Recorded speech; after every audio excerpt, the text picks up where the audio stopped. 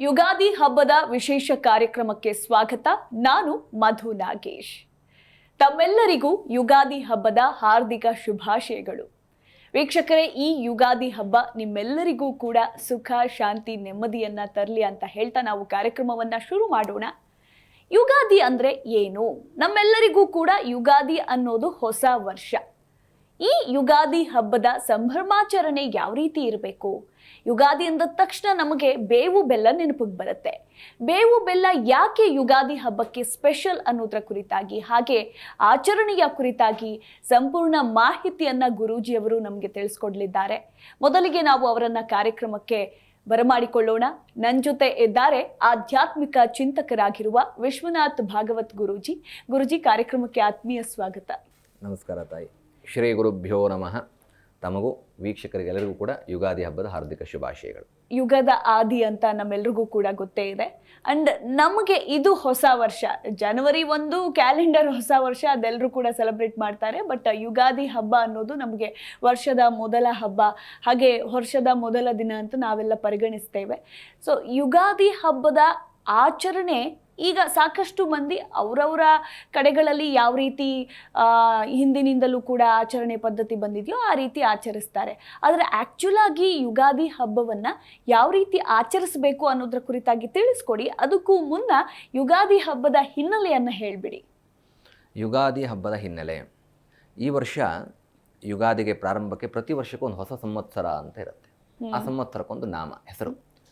ಇಷ್ಟು ದಿನ ಕ್ರೋಧಿ ನಾಮ ಸಂವತ್ಸರ ಇತ್ತು, ಈಗ ವಿಶ್ವಾವಸು ನಾಮ ಸಂವತ್ಸರ. ಹೆಸರೇ ಹೇಳುವ ಹಾಗೆ ವಿಶ್ವ ವಸು, ವಸು ರುದ್ರ ಆದಿತ್ಯ. ಅಂದರೆ ನೋಡಿ, ವಸು ದೇವತೆಗಳು ಅಂತಂದರೆ ಕೇಳಿದ್ದನ್ನೆಲ್ಲ ಕೊಡುವಂಥವರು ಅಂತ. ವಿಶ್ವ ಅಂದರೆ ಜಗತ್ತು, ಜಗತ್ತಿಗೆ ಕೇಳಿದ್ದನ್ನೆಲ್ಲ ನೀಡುವಂತಹ ಶಕ್ತಿ ವಿಶ್ವಾವಸು ನಾಮ ಸಂವತ್ಸರ. ಹೇಗೆ ಈ ಸಂವತ್ಸರ ಉಂಟಾಗತ್ತೆ, ಯುಗಾದಿ ಹೇಗೆ ಪ್ರಾರಂಭವಾಯಿತು ಅನ್ನೋದಕ್ಕೆ ಗ್ರಹಗಳ ಚಲನೆ, ಸೂರ್ಯನ ಚಲನೆಯ ಆಧಾರದ ಮೇಲೆ ನಾವು ಸೌರಮಾನ ಯುಗಾದಿ ಮತ್ತು ಆ ಸೂರ್ಯನ ಬೆಳಕಿನಿಂದ ಉಂಟಾಗುವಂತಹ ಚಂದ್ರನ ಬೆಳಕಿನ ಮೇಲೆ ಚಾಂದ್ರಮಾನ ಯುಗಾದಿ ಅಂತ ಆಚರಣೆಯನ್ನು ಮಾಡ್ತೇವೆ. ಈಗ ನಮಗೆ ಪ್ರಾರಂಭದಲ್ಲಿ ಸಿಗ್ತಕ್ಕಂಥದ್ದು ಚಾಂದ್ರಮಾನ ಯುಗಾದಿ. ಇದಾದ 15 ದಿನಕ್ಕೆ ಬರ್ತಕ್ಕಂಥದ್ದು ಸೌರಮಾನ ಯುಗಾದಿ.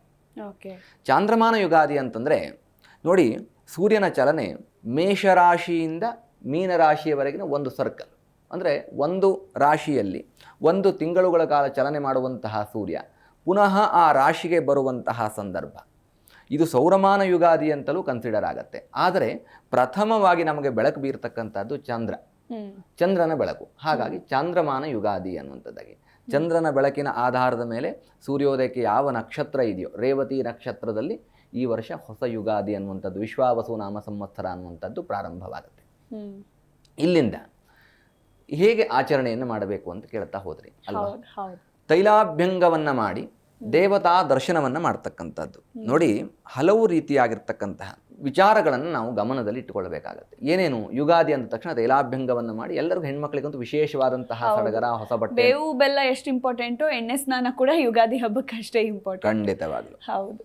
ಹಾಗಾಗಿ ಸ್ನಾನಗಳನ್ನು ಮಾಡ್ತಕ್ಕಂಥದ್ದು. ಹೇಗೆ ಸ್ನಾನ ಮಾಡಬೇಕು? ತೈಲಾಭ್ಯಂಗವನ್ನು ಮಾಡಿ ತೀರ್ಥಕ್ಷೇತ್ರಗಳ ಸ್ನಾನವನ್ನು ಮಾಡ್ತಕ್ಕಂಥದ್ದು. ಹಬ್ಬದ ದಿನ ಹೊರಗೋಕ್ಕಾಗತ್ತಾಗಾದರೆ ಆಗೋದಿಲ್ಲ. ಮನೆಯಲ್ಲಿಯೇ ಇರುವಂತಹ ಗಂಗೆಯನ್ನು ಮಂತ್ರೋಕ್ತವಾಗಿರ್ತಕ್ಕಂತಹ ರೀತಿಯಲ್ಲಿ ಪೂಜೆ ಮಾಡಿ, ಅಂದರೆ ಪ್ರಾರ್ಥನೆಯನ್ನು ಮಾಡಿಕೊಂಡು ಗಂಗೆ ಚ ಯಮುನೆ ಚೈವ ಗೋದಾವರಿ ಸರಸ್ವತಿ ನರ್ಮದಾ ಸಿಂಧು ಕಾವೇರಿ ಜಲೇ ಅಸ್ಮಿನ್ ಸನ್ನಿಧಿಂ ಕುರು. ಆ ನೀರಿನಿಂದ ನಮಗೆ ವಿಶೇಷವಾದಂತಹ ಚೈತನ್ಯ ಸಿಗಲಿ ಅನ್ನುವಂತಹ ಕಾರಣಕ್ಕೋಸ್ಕರ ಭಕ್ತಿ ಸ್ನಾನ ಮಾಡಬೇಕು. ಮಡಿ ಸ್ನಾನ ಅಂತ ಹೇಳ್ತೇವೆ. ನಿತ್ಯ ಸ್ನಾನ ಮಾಡೋದಿಲ್ವಾ? ಮಾಡ್ತೇವೆ. ಆದರೆ ಇದಕ್ಕೊಂದು ವಿಶೇಷವಾದಂತಹ ಸ್ಥಾನ ಇದೆ.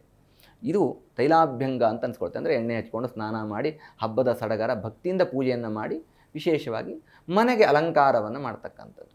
ಏನೇನು ಅಲಂಕಾರ? ನೀವು ಇಡಲೇಬೇಕಾಗಿರ್ತಕ್ಕಂತಹ ವಸ್ತು ಅಂತಂದರೆ ಬೇವಿನ ಸೊಪ್ಪು, ಮಾವಿನ ಸೊಪ್ಪು. ಬಾಗಿಲಿಗೆ ಇಡ್ತಕ್ಕಂಥದ್ದು ಸರ್ವೇ ಸಾಮಾನ್ಯ. ಹಬ್ಬ ಬಾಗಿಲು ನೀವು ತಳಿರೋ ತೋರಣ ಅಂತಂದರೆ ಮಾವಿನ ಸೊಪ್ಪು ಮಾತ್ರ ಇಡ್ತೀರಿ. ಆದರೆ ಯುಗಾದಿ ಹಬ್ಬದಲ್ಲಿ ಬೇವಿನ ಸೊಪ್ಪನ್ನು ಕೂಡ ಇಡ್ತಾರೆ. ಇದೇ ವಿಶೇಷ. ಏನಕ್ಕೆ ಅಂತಂದರೆ, ಬೇವಿನಲ್ಲಿ ಒಂದಷ್ಟು ವೈಜ್ಞಾನಿಕವಾದಂತಹ ಹಿನ್ನೆಲೆ ಇರುವಂಥ ಕಾರಣ ಏನು ಅಂತಂದರೆ, ಔಷಧಿ ಸಸ್ಯಗಳ ಗುಣ ಇದ್ದಾವೆ ಅಥವಾ ಔಷಧಿ ಗುಣಗಳಿದ್ದಾವೆ ಅಂತ. ಔಷಧಿ ಸಸ್ಯವೇ ಬೇವಿನ ಗಿಡ ಅನ್ನುವಂಥದ್ದು. ಹಾಗಾಗಿ ನಾವು ಉದಾಹರಣೆಗೆ ಚಿಕ್ಕ ಮಕ್ಕಳಿಗೆ ಅಮ್ಮ ಅನ್ನುವಂಥ ಒಂದು ಕಾಯಿಲೆ ಅಂತ ಹೇಳ್ತಾರೆ. ಅಮ್ಮ ಬಂತು ಅಂತ ಹೇಳಿದಾಗ ಬೇವಿನ ಸೊಪ್ಪು ಮೇಲೆ ಮಲಗಿಸಿ ಅಥವಾ ನೀರಿನಲ್ಲಿ ಬೇವಿನ ಸೊಪ್ಪನ್ನು ಹಾಕಿ ಸ್ನಾನ ಮಾಡಿಸಿ ಅಂತ ಹೇಳ್ತೇವೆ. ಅಂದರೆ ಅದರಲ್ಲಿ ವಿಶೇಷವಾದಂತಹ ಶಕ್ತಿ ಇದೆ. ನೋಡಿ, ಯಾವ ವ್ಯಕ್ತಿ ತೈಲಾಭ್ಯಂಗವನ್ನು ಮಾಡಿ, ಅಂದರೆ ಕೊಬ್ಬರಿ ಎಣ್ಣೆಯನ್ನು ಹಚ್ಚಿಕೊಂಡು ಸ್ನಾನ ಮಾಡಿ ನಂತರದಲ್ಲಿ ಆ ಬೇವಿನ ಸೊಪ್ಪಿನಿಂದ ಅದರ ಸ್ಪರ್ಶ ಅಥವಾ ಶಾಖವನ್ನು ಸ್ವೀಕಾರ ಮಾಡ್ತಾನೋ ಅಥವಾ ಅದು ಗಾಳಿ ಸೋಕತ್ತೋ ಅಂಥವನಿಗೆ ವಿಶೇಷವಾದಂತಹ ಆಯುಷ್ಯ ಆರೋಗ್ಯ ಪ್ರಾಪ್ತವಾಗತ್ತೆ ಅನ್ನುವಂಥದ್ದು.